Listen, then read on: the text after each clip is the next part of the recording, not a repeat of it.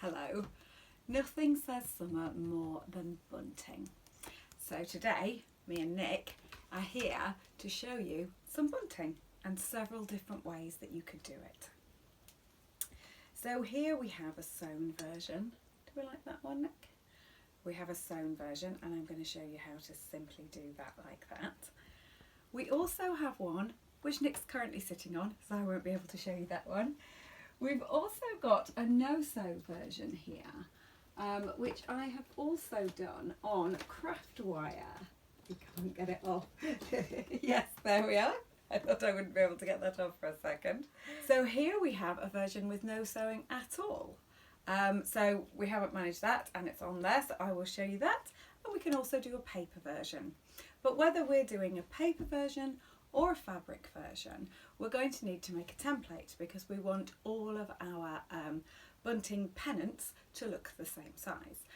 So to make that, we're going to need some kind of paper. So I've kind of gone with one of these free things that came through the door because it's actually quite stiff paper to draw over that quite a lot. But really, it depends. Anything you like. You can use cardboard box, cereal box, you could use just ordinary paper, whatever. A ruler, and I'm going to show you how to do that. If you're doing a fabric one, you're going to have to think about whether you want it to look like a kind of patchwork version with lots of different colours, or whether you want it to have a bit of a theme like this one with the blue and white, or maybe link it to your WI. If you're doing a paper one, again, same thing, think about your colours. But you can cut this with ordinary scissors, but if you do have pinking shears, that will allow you not to have the edges fraying and everything sorted out. If you're going to do sewing, we're going to do it with this thick embroidery cotton and a needle. If you're going to do the glued version, you're going to need some PVA glue and a brush, but it is going to ruin your brush. So raid your children's paintbrush thing and find one that looks a bit tatty, get that one and use that, because at the end of this you're not going to want to use that brush. Don't use your expensive dotting tool one that you bought from my other classes. Let's instead have an old paintbrush, some PVA glue. To hang it up, you can use string, and I'm a big fan of string. It allows you to do that sort of thing, hanging down, or that, depending on your space.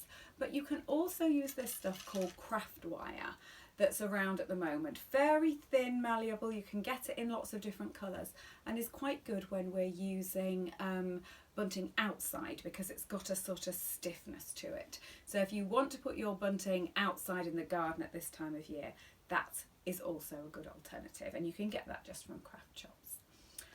So we need to get ourselves a template so that we can do all those. I'm going to show you that on the top-down camera, and then we'll come back and look at some other versions in a moment. So whichever one we're making, we're going to have a template. So we're going to get a piece of A4 paper, fold it in half and cut it, which will make a piece of A5 paper, and then fold that in half again. And we've got the folded edge at the top and the shorter edge at the bottom, and then we need to get our rulers out. It's quite possible your ruler's not as cool as mine, but then mine is super cool. We're going to measure along the bottom here until we get to 7 centimetres and make a mark. I'm going to switch over onto this piece of paper so that you can see. So I've measured 7 centimetres along here and 7 centimetres at the top, and then drawn a line. From this line, I've gone 5 centimetres out that way and 5 centimetres out that way, and then I have drawn the two lines together. The folded edge is at the top, and when you cut it out, you are going to end up with a diamond shape, not a triangle, because the diamond is what we're going to use to cut it out, and then we can fold it over and make it two-sided. When we have folded, we're going to fold it over like that, and using this kind of thread, and we're going to use 2 strands of it. Remember how to separate it with your mouse.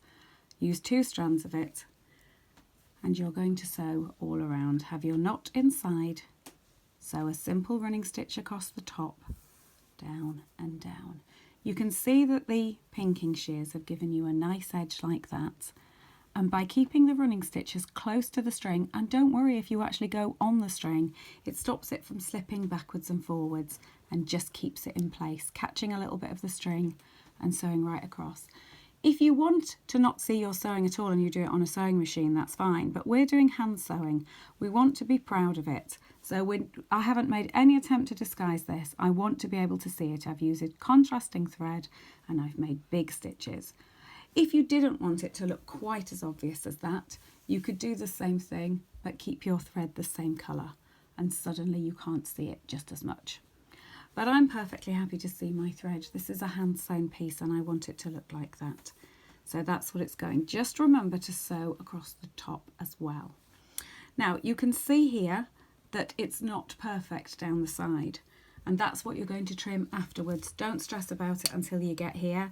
You're going to do it together and you're going to trim it off afterwards, and then that will make it look perfect after you've sewn it together, and that looks really good.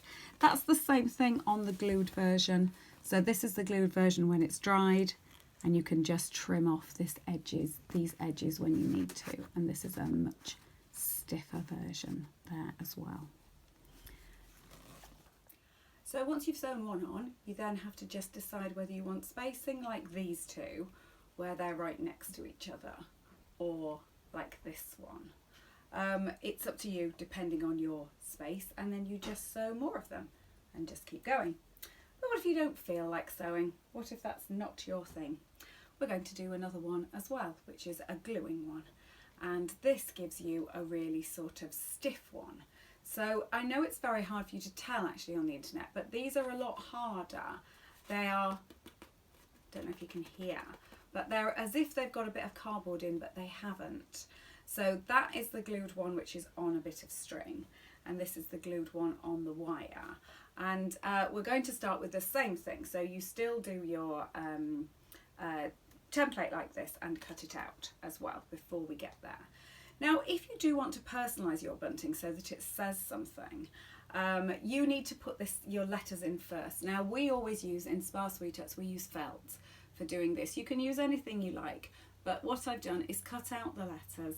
So this was an M, and I've sewn it in really simple, just matching the thread, really simple running stitch inside first. You can do it outside, but it's easiest to do it like that before you do the sticking on.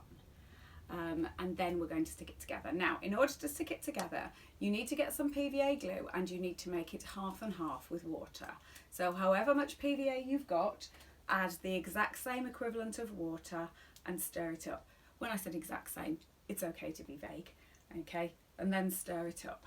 Now, because you're using PVA glue, it's going to make a mess. So you're going to need to put some paper down, some newspaper down, or some scrap paper. And I've got some scrap paper too.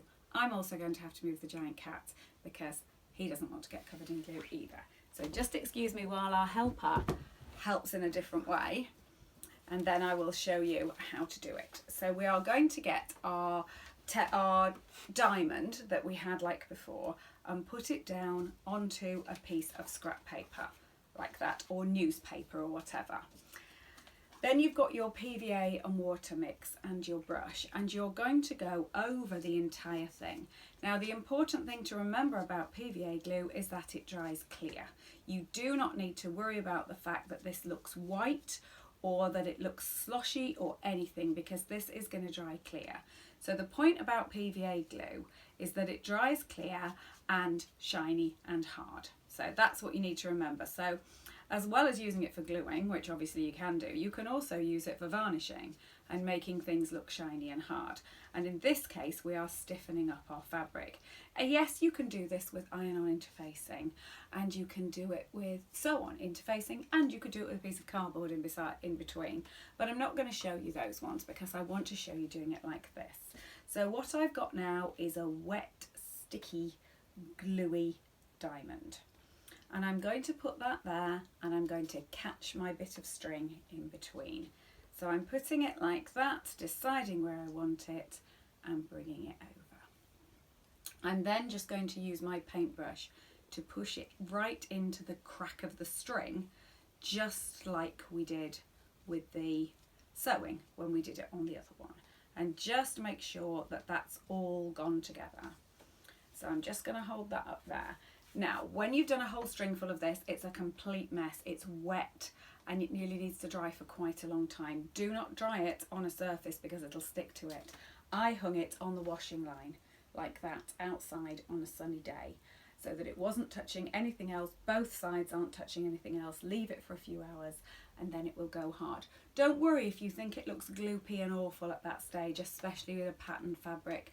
It won't matter. Once it comes back, it will look stiff and it will shine up nicely like that.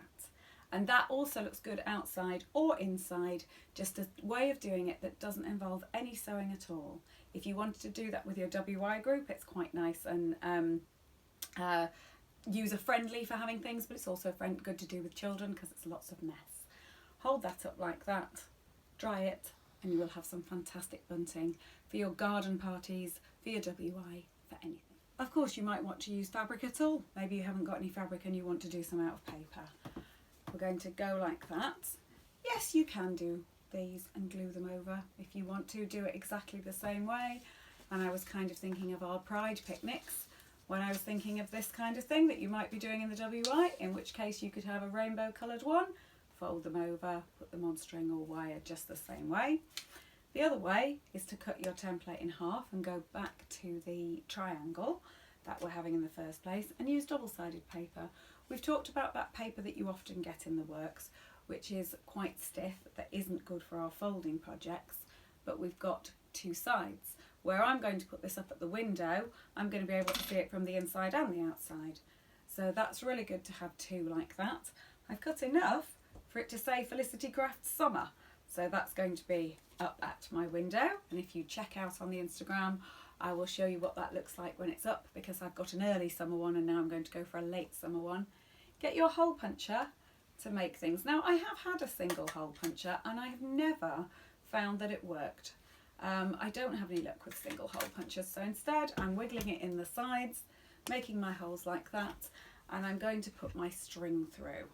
So I'm just going to thread the string through and hang it up like that. You can thread it through with your hands perfectly well like that, or you can get yourself a needle out as well if you've got a big needle maybe left over from your crochet. And we're just going to have some paper bunting as well like that. You can personalise that with some calligraphy letters. I'll show you mine when it's up there. See you soon. Bye.